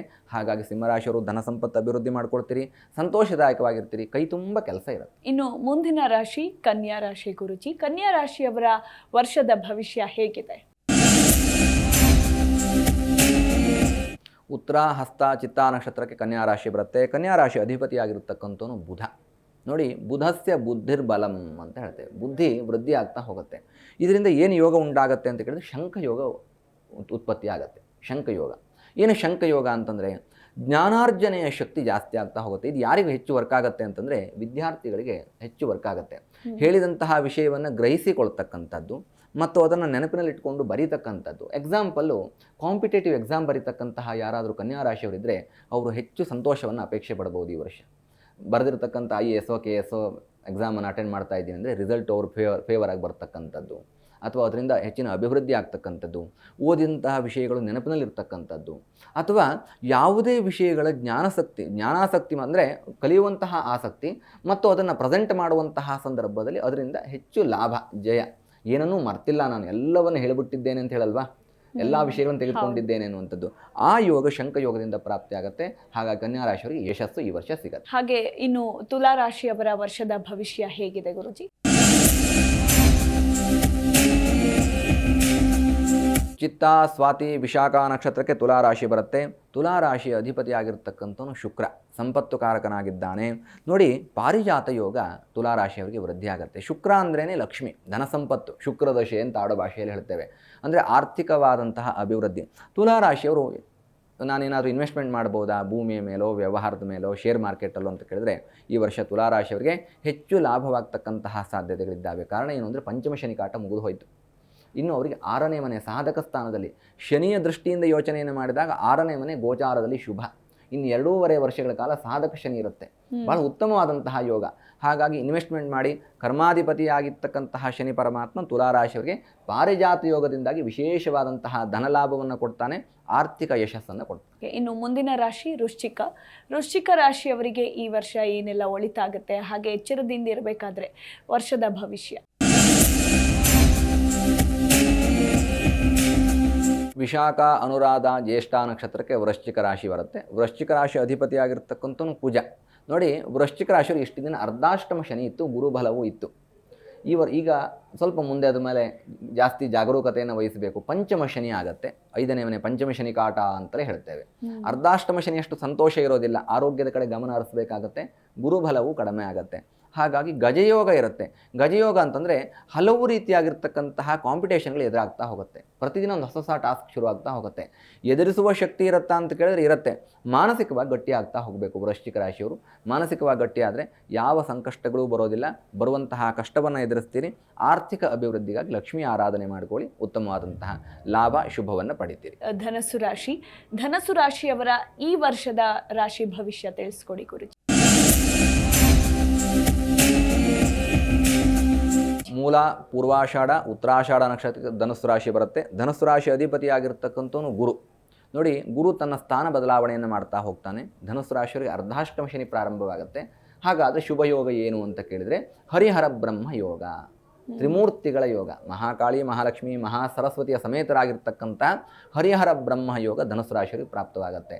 ಅಂದರೆ ಎಷ್ಟು ಸುಖ ಬರುತ್ತೋ ಅಷ್ಟೇ ಕಷ್ಟವೂ ಕಾದಿರುತ್ತೆ. ಹಣ ಬರುತ್ತೆ ಅಂತಂದರೆ ಖರ್ಚಾಗ್ಲಿಕ್ಕೆ ರೆಡಿ ಇರುತ್ತೆ. ಇದನ್ನೆಲ್ಲ ಗಮನದಲ್ಲಿಟ್ಕೊಳ್ಬೇಕು. ಯಾವುದೇ ಖರ್ಚನ್ನು ಮಾಡುವಾಗ ಹೊಸ ಕಮಿಟ್ಮೆಂಟ್ಗಳನ್ನು ಹಾಕಿಕೊಳ್ಳುವಾಗ, ಏನೋ ಒಂದು ವಸ್ತು ಕೊಳ್ತೇನೆ, EMI ಕಟ್ಕೊಳ್ತೇನೆ, ಈ ಥರದ ಯೋಚನೆಗಳು ಸ್ವಲ್ಪ ಧನುಸ್ಸು ರಾಶಿಯಲ್ಲಿ ಮುಳ್ಳಾಗುವಂತಹ ಸಾಧ್ಯತೆಗಳಿರುತ್ತೆ.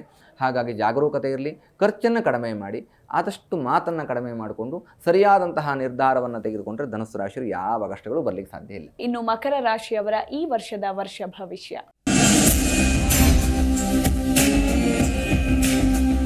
ಉತ್ತರಾಷಾಢ, ಶ್ರವಣ, ಧನಿಷ್ಠ ನಕ್ಷತ್ರಕ್ಕೆ ಮಕರ ರಾಶಿ ಬರುತ್ತೆ. ಮಕರ ರಾಶಿ ಅಧಿಪತಿಯಾಗಿರ್ತಕ್ಕಂಥವನು ಶನಿ ಪರಮಾತ್ಮ. 7.5 ವರ್ಷದ 7.5 ಮುಗಿದು ಹೋಯಿತು. ವಿಶ್ವಾವಸುನಾಮ ಸಂವತ್ಸರಕ್ಕೆ ಮಕರ ರಾಶಿಯವರಿಗೆ ರಾಜಯೋಗ ಅಂತಲೇ ಕರೀಬಹುದು. ಹಾಗಾಗಿ ಕುಸುಮ ಯೋಗ ಮತ್ತು ಮತ್ಸ್ಯ ಯೋಗ ಇದೆರಡೂ ಕೂಡ ಮಕರ ರಾಶಿಯವರಿಗೆ ಪ್ರಾಪ್ತವಾಗುತ್ತೆ. ಇದರಿಂದ ಅಂದುಕೊಂಡಿರ್ತಕ್ಕಂತಹ ಕೆಲಸದಲ್ಲಿ ಜಯವಾಗುತ್ತೆ. ಸ್ವಂತ ಮನೆ ಕಟ್ಟುವಂತಹ ಯೋಗ ವಿಶ್ವಾವಸುನಾಮ ಸಂವತ್ಸರದಲ್ಲಿ ಬರುತ್ತೆ ಮತ್ತು ಮಾನಸಿಕವಾಗಿ ವೃದ್ಧಿ ಆಗ್ತಾ ಹೋಗುತ್ತೆ. ಇಷ್ಟು ದಿನ ಇರತಕ್ಕಂತಹ ನೆಗೆಟಿವ್ ಥಾಟ್ಸ್ ದೂರವಾಗಿ ಮಕರ ರಾಶಿಗೆ ಒಂದಷ್ಟು ಶುಭವಾಗುವಂತಹ ಸಾಧ್ಯತೆಗಳು. ಫೈನಾನ್ಷಿಯಲ್ ಗ್ರೋತ್ ಎಕ್ಸ್ಪೆಕ್ಟ್ ಮಾಡ್ಬೋದು. ಹೆಲ್ತ್ ವೈಸ್ ಇಂಪ್ರೂವ್ ಆಗ್ತಾ ಹೋಗುತ್ತೆ. ಸೊ ಒಟ್ಟಾರೆಯಾಗಿ ಮಕರ ರಾಶಿಯವರಿಗೆ ಇನ್ನೊಂದು 2.5 ವರ್ಷ ಏನೂ ತೊಂದರೆ ಇಲ್ಲ. ಅದರಲ್ಲೂ ವಿಶೇಷವಾಗಿ ವಿಶ್ವಾವಸುನಾಮ ಸಂವತ್ಸರದಲ್ಲಿ ಸುಖವನ್ನು ಅಪೇಕ್ಷೆ ಪಡಬಹುದು. ಕುಂಭ ರಾಶಿಯವರ ವರ್ಷದ ಭವಿಷ್ಯ ಹೇಗಿದೆ? ಧನಿಷ್ಠ, ಶತಭಿಷ, ಪೂರ್ವಾಭಾದ್ರ ನಕ್ಷತ್ರಕ್ಕೆ ಕುಂಭರಾಶಿ ಬರುತ್ತೆ. ಕುಂಭರಾಶಿ ಅಧಿಪತಿಯೂ ಶನಿ ಪರಮಾತ್ಮನೇ. ನೋಡಿ, ಕುಂಭರಾಶಿ ಗಂಧರ್ವ ಯೋಗ ಇದೆ, ಮಹಾಗಂಧರ್ವ ಯೋಗ. ನಮೋ ಭಗವತೆ ಗಂಧರ್ವರಾಜಪ್ರವರಾಯ ವಿಶ್ವಾವಸವೇ ಮಮ ಅಭಿಲಷಿತಂ. ನನಗೆ ಇಷ್ಟವಾದಂತಹ ವಸ್ತುಗಳನ್ನೆಲ್ಲ ನೀಡುವಂಥದ್ದೇ ಗಂಧರ್ವ ಯೋಗ. ಹಾಗಾಗಿ ಗಂಧರ್ವ ಯೋಗದಿಂದಾಗಿ ಕುಂಭರಾಶಿಯವರು ಏನೇನು ಇಷ್ಟಪಡ್ತೀರೋ ಅದನ್ನೆಲ್ಲ ಪಡೆದುಕೊಳ್ಳಬಹುದು. ಹೇಗೆ ಸಾಧ್ಯ ಸ್ವಾಮಿ ಅಂತ ಕೇಳಿದರೆ, ಇಷ್ಟು ದಿನ ಜನ್ಮಸ್ಥ ಶನಿ ಇತ್ತು, ಅವರ ರಾಶಿಯಲ್ಲಿಯೇ ಶನಿ ಪರಮಾತ್ಮ ಇದ್ದ. ಈಗ ಶನಿ ಪರಮಾತ್ಮ ಮೊನ್ನೆ ಬಿಡುಗಡೆ ಹೊಂದಿದ್ದಾನೆ. ಹಾಗಾಗಿ ಏನಾಗುತ್ತೆ, ಬಿಟ್ಟು ಹೋಗುವಂತಹ ಸಂದರ್ಭದಲ್ಲಿ ಶನಿ ಪರಮಾತ್ಮ ಏನೇನು ಕಳೆದುಕೊಂಡಿದ್ದೀವೋ ಅದನ್ನೆಲ್ಲ ಕೊಟ್ಟು ಹೋಗ್ತಾನೆ ಅನ್ನುವಂಥದ್ದು ಆಡುಭಾಷೆಯಲ್ಲೂ ನಂಬಿಕೆ ಇದೆ. ಮತ್ತು ಕುಂಭರಾಶಿಯವರ ಯೋಗವೂ ಚೆನ್ನಾಗಿದೆ. ಹಾಗಾಗಿ ನೀವು ಏನೇನು ಅಪೇಕ್ಷೆ ಪಡ್ತಿರೋ ಅದು ವಿದ್ಯೆ, ಉದ್ಯೋಗ, ವ್ಯಾಪಾರ, ವ್ಯವಹಾರಗಳಲ್ಲಿ ಅಭಿವೃದ್ಧಿಯನ್ನು ಅಪೇಕ್ಷೆ ಪಟ್ಟರೆ, ಆರೋಗ್ಯ ಅಪೇಕ್ಷೆಯನ್ನು ಪಟ್ಟರೆ ಇದೆಲ್ಲವೂ ಕೂಡ ಕುಂಭರಾಶಿಯವರಿಗೆ ಪ್ರಾಪ್ತವಾಗುತ್ತೆ. ಓಕೆ ಗುರುಜಿ, ಇನ್ನು ಕೊನೆಯದಾಗಿ ಮೀನರಾಶಿ. ಮೀನರಾಶಿಯವರ ಈ ವರ್ಷದ ಭವಿಷ್ಯ ಹೇಗಿದೆ? ಪೂರ್ವಾಭಾದ್ರ, ಉತ್ತರಾಭಾದ್ರ, ರೇವತಿ ನಕ್ಷತ್ರಕ್ಕೆ ಮೀನರಾಶಿ ಬರುತ್ತೆ. ಮೀನರಾಶಿಯವರಿಗೆ ಗರುಡ ಯೋಗ ಕಾಣುತ್ತೆ. ಅಂದರೆ ಶನಿ ಪರಮಾತ್ಮ ಮೀನರಾಶಿಗೆ ಪ್ರವೇಶವನ್ನು ಮಾಡಿದ್ದಾನೆ. ಸೊ ಹಾಗಾಗಿ ಗರುಡ ಯೋಗ ಅಂತಂದರೆ ವಿಷ್ಣುವಿನ ಸ್ಮರಣೆ ಬೇಕು. ಆಕಸ್ಮಿಕವಾಗಿರ್ತಕ್ಕಂತಹ ನಷ್ಟಗಳ ಸಾಧ್ಯತೆ ಇರುತ್ತೆ, ಅಥವಾ ಅನವಶ್ಯಕವಾಗಿರ್ತಕ್ಕಂತಹ ಮಾತುಗಳಿಂದ ತೊಂದರೆ ಉಂಟಾಗುವಂತಹ ಸಾಧ್ಯತೆಗಳು, ಟರ್ಮಿನೇಟ್ ಆಗುವಂತಹ ಸಾಧ್ಯತೆಗಳಿರುತ್ತೆ. ನಿಮ್ಮ ಕೆಲಸದ ವೈಖರಿ ಇಷ್ಟವಾಗಲಿಲ್ಲ, ಅಥವಾ ನೀವು ಅವ್ರು ತೆಗೆದುಕೊಳ್ತಕ್ಕಂತಹ ತೀರ್ಮಾನಗಳು ಯಾವತ್ತೂ ಕೂಡ ವ್ಯಾಪಾರ ಚೆನ್ನಾಗಿ ನಡೀತಾ ಇತ್ತು, ಈ ವ್ಯಾಪಾರದಲ್ಲಿ ನಾನೇನೋ ಒಂದು ವೃದ್ಧಿ ಮಾಡೋಕ್ಕೆ ಹೋದೆ, ಇದು ನನಗೆ ಮುಳ್ಳಾಯಿತು. ಯಾಕೆಂತಂದರೆ ನೋಡಿ, 1.7 ಕೊನೆಯ ಹಂತ, ಅಂದರೆ ಅವರ ರಾಶಿಯಲ್ಲಿಯೇ ಶನಿ ಪರಮಾತ್ಮ, ಮೀನ ರಾಶಿಯಲ್ಲಿಯೇ ಶನಿ ಪರಮಾತ್ಮ ಇದ್ದಾನೆ. ಸೊ ಹಾಗಾಗಿ ಜನ್ಮಸ್ಥ ಶನಿಯಾಗಿ ಶನಿ ಪರಮಾತ್ಮನ ಆರಾಧನೆ ಮಾಡಿಕೊಳ್ಬೇಕಾಗತ್ತೆ. ಇಲ್ಲದೆ ಹೋದರೆ ಕಷ್ಟಗಳು ಬರುವಂತಹ ಸಾಧ್ಯತೆಗಳಿರುತ್ತೆ. ಹಾಗಂತ ವರ್ಷ ಪೂರ್ತಿ ಭಯವೇ ಬೀಳಬೇಕಾ ಅಂತಂದ್ರೆ ಇಲ್ಲ. ಉತ್ತಮವಾದಂತಹ ಗರುಡ ಯೋಗ, ವಿಷ್ಣುವಿನ ಆರಾಧನೆಯನ್ನು ಮಾಡಿಕೊಂಡ್ರೆ, ವಿಷ್ಣು ಸಹಸ್ರನಾಮ ಪಾರಾಯಣೆಯನ್ನು ಮಾಡ್ತಾ ಹೋದರೆ, ಕಿಂ ಜಪನ್ಮುಚತೆ ಜಂತರು ಜನ್ಮ ಸಂಸಾರ ಬಂಧನಾತ್, ವಿಷ್ಣುವಿನ ಸ್ಮರಣೆ ಮಾಡಿದರೆ ಜನ್ಮ ಸಂಸಾರ ಅನ್ನುವಂತಹ ಬಂಧನದಿಂದ ಆಚೆ ಬರಬಹುದು ಅನ್ನುವಂಥದ್ದಾಗಿ ಶಾಸ್ತ್ರ ಹೇಳುತ್ತೆ. ಹಾಗಾಗಿ ಮೀನರಾಶಿಯವರು ವಿಷ್ಣು ಸ್ಮರಣೆ ಮಾಡಿಕೊಳ್ಳಿ. ಈ 2025 ವಿಶ್ವಾವಸು ನಾಮ ಸಂವತ್ಸರ ಏನಿದೆ ಅದು ತುಂಬ ಚೆನ್ನಾಗಿರುತ್ತೆ. ಓಕೆ ಗುರುಜಿ, ನಿಜಕ್ಕೂ ಕೂಡ ಯುಗಾದಿ ಹಬ್ಬದ ಕುರಿತು ಹಾಗೆ ಈ ವರ್ಷ ಹೇಗಿರುತ್ತೆ, ಶುಭ ಅಶುಭ ರಾಶಿ ಭವಿಷ್ಯದ ಕುರಿತಾಗಿ ನಮ್ಮ ವೀಕ್ಷಕರಿಗೆ ಸಂಪೂರ್ಣ ಮಾಹಿತಿಯನ್ನು ತಿಳಿಸಿಕೊಟ್ರಿ. ನಿಮಗೆ ಧನ್ಯವಾದಗಳನ್ನು ಹೇಳ್ತಾ ಹಬ್ಬದ ದಿನ ವೀಕ್ಷಕರಿಗೆ ಕೊನೆಯದಾಗಿ ಏನು ಹೇಳಕ್ಕೆ ಇಷ್ಟಪಡ್ತೀರಾ? ನೋಡಿ, ವಿಶ್ವಾವಸು ನಾಮ ಸಂವತ್ಸರ ಅನ್ನುವಂಥದ್ದು ತಮ್ಮ ಜೀವನದಲ್ಲಿ ಅಭಿವೃದ್ಧಿಯನ್ನು ತರಲಿ, ಯಶಸ್ಸನ್ನು ಕೊಡಲಿ ಅನ್ನುವಂತಹ ಪ್ರಾರ್ಥನೆ ಮಾಡ್ತಾ, ರಾಶಿ ಫಲ ಪ್ರತಿಯೊಬ್ಬರಿಗೂ ಕಷ್ಟ ಅನ್ನುವಂಥದ್ದು ಬರ್ತಾನೆ ಇರುತ್ತೆ. ಆ ಕಷ್ಟವನ್ನು ಎದುರಿಸುವಂತಹ ಶಕ್ತಿ, ಮಾನಸಿಕ ಶಕ್ತಿ ನಮ್ಮಲ್ಲಿ ಬೇಕು. ಅದೇ ರೀತಿಯಾಗಿ ಭಗವಂತನ ಅನುಗ್ರಹ ಬೇಕು, ದೈವ ಬಲ ಇರಬೇಕು, ದೇವರ ಪ್ರಾರ್ಥನೆ ಮತ್ತು ಸನ್ಮಾರ್ಗ, ಸದ್ವಿನಯ, ಸದ್ನಡತೆ ಕಡೆ ಜೀವನ ಇರಲಿ ಅನ್ನುವಂತಹ ಪ್ರಾರ್ಥನೆಯನ್ನು ಮಾಡ್ತಾ ಲೋಕಕ್ಕೆಲ್ಲ ಒಳಿತಾಗಲಿ ಯುಗಾದಿ ಶುಭಾಶಯವನ್ನು ಕೊಡ್ತಾ ಲೋಕಾಹ ಸಮಸ್ತ ಸುಖಿನೋ ಭವಂತು, ಸಮಸ್ತ ಸನ್ಮಂಗಲಾನೇ ಭವಂತು. ಧನ್ಯವಾದಗಳು ಗುರುಜಿ. ಎಸ್ ವೀಕ್ಷಕರೇ, ನೋಡಿದ್ರಲ್ಲ, ಇದಾಗಿತ್ತು ಯುಗಾದಿ ಹಬ್ಬದ ವಿಶೇಷ ಕಾರ್ಯಕ್ರಮ. ಹಾಗೆ ಹಬ್ಬವನ್ನ ಸಡಗರ ಸಂಭ್ರಮದೊಂದಿಗೆ ಖುಷಿಯಿಂದ ಆಚರಿಸಿ, ಜೀವನದಲ್ಲಿ ಕಹಿ ಕಡಿಮೆ ಇರಲಿ, ಸಿಹಿ ಹೆಚ್ಚಾಗಿರ್ಲಿ ಅಂತ ಹೇಳ್ತಾ ನೋಡ್ತಾ ಇರಿ ಜೀ ಕನ್ನಡ ನ್ಯೂಸ್, ಸತ್ಯವೇ ಸುದ್ದಿಯ ಜೀವಾಳ.